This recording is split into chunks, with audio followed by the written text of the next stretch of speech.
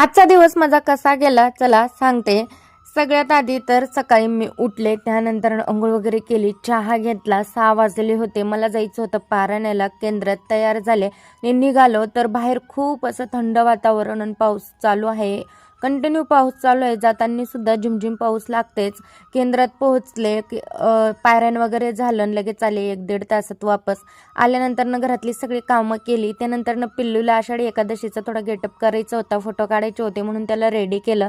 तर त्याचं कुठं त्याचंच खेळणं चालू असतं. तो ऐकतच नाही, इकडं पाय का तिकडं बघ असं काहीच ऐकत नाही. त्याचंच खेळणं चालू राहतं. त्यानंतर त्यांनी सगळ्याचे पाया पडले. पाय सगळ्यांचे पडतो तो खूप असं कौतुक वाटतं.